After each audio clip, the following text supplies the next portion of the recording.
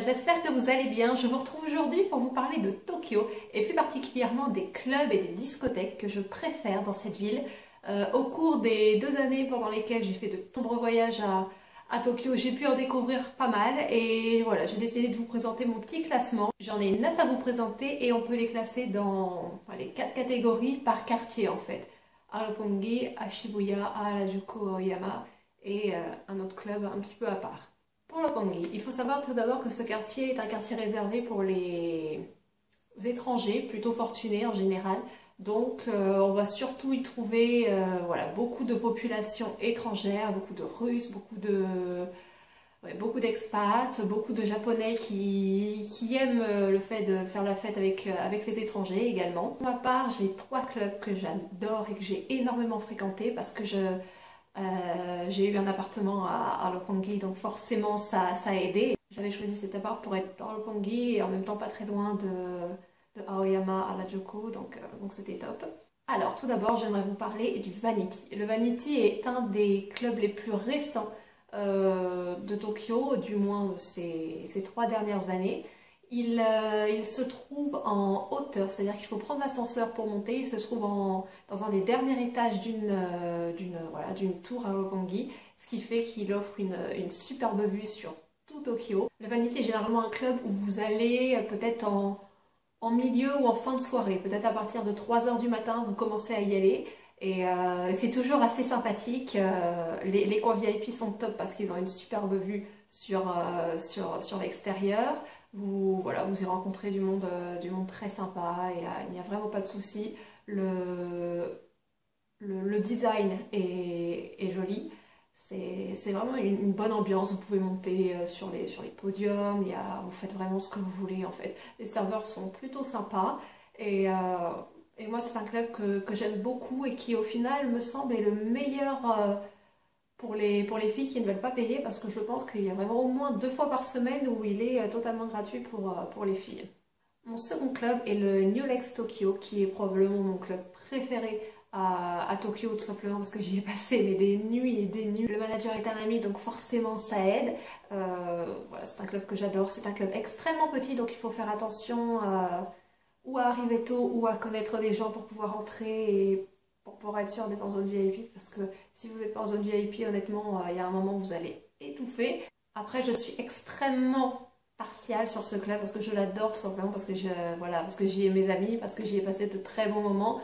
Mais vous y rencontrez toute la population type de Roppongi, des mannequins, des célébrités, et il y a de la musique plutôt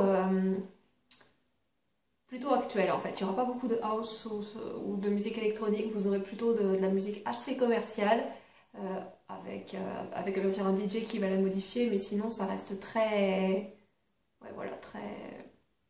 classique dans le sens commercial du terme. Un gros coup de cœur bien évidemment pour tout le personnel qui est chou comme pas possible, pour l'ambiance qu'on a à chaque soirée, pour toutes les soirées, pour tous les cadeaux, moi c'est un club que j'adore. Et finalement à Roppongi, j'adore également le Feria, qui est à peu près le même style que le club précédent, mais en plus grand. Le décor est extrêmement sympa, assez classe en fait. Vous y avez à peu près la même population, quelques célébrités, des mannequins, des producteurs étrangers, ce genre de choses. Des gens qui aiment faire la fête, qui ont l'habitude de faire la fête en fait assez souvent. Et donc en général, à Roppongi, ce que vous faites, c'est que vous changez souvent de club en fait. Vous faites des petits trajets entre les clubs. Ensuite, pour les clubs à Shibuya, tout d'abord, je vais commencer par le WOM, qui est probablement le club le plus connu de Tokyo. C'est un excellent club pour toutes les personnes qui aiment la house, la musique électronique, tout simplement parce que le son y est énorme. C'est d'ailleurs pour ça que le club a ce nom, parce qu'il y a un très bon niveau de son.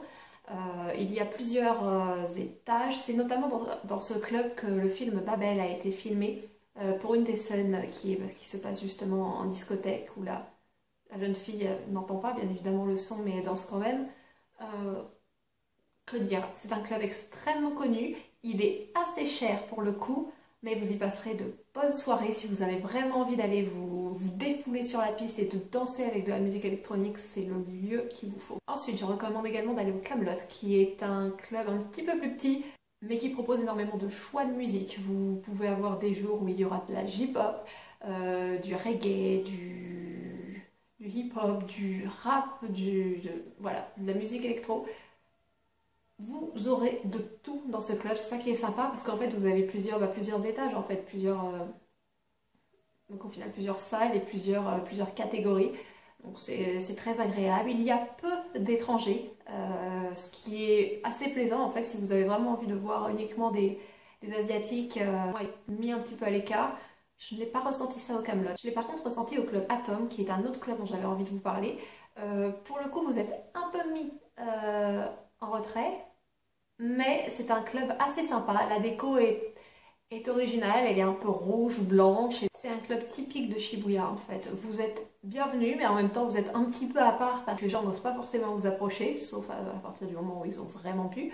La musique est sympa, elle est variée. C'est un club où vous retrouverez des gens assez jeunes. C'est plutôt sympa. Ensuite, deux clubs à Harajuku, Aoyama. Je mets ces deux quartiers ensemble parce que pour moi c'est le même. Vous trouverez tout d'abord le Baron, qui est comme le Baron à Paris en fait. C'est une version japonaise du Baron, donc c'est à peu près pareil. C'est très classe, c'est très... il y a les fauteuils, c'est rouge, c'est exactement ce qu'on recherche dans un club qui s'appelle le Baron en fait.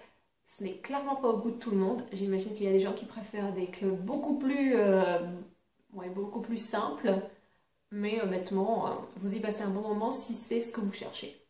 Dans le même style, mais un petit peu plus excentrique, il y a le Trump Room, qui est, pour le coup, vraiment particulier. Lorsque vous arrivez, enfin la pièce du bas est remplie de... Alors, il y a à la fois des miroirs et à la fois des fauteuils, des têtes de cerf, des décors en fait un petit peu vintage et en même temps très, voilà, très moderne du fait de renouveler en fait toutes ces pièces.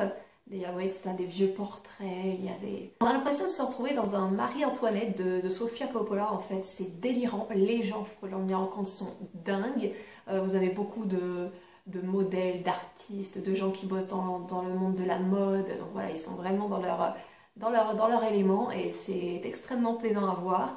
Il y a de temps en temps des concerts privés de certaines célébrités, donc c'est assez plaisant parce que les célébrités sont juste à 1 mètre de nous, quoi. Et finalement, dernier club dont j'ai envie de vous parler, qui est un petit peu à l'écart, il n'est plus dans les gros quartiers cette fois. Il s'agit du club Agea, qui est probablement le club le plus grand de Tokyo, du Japon même, ça c'est certain.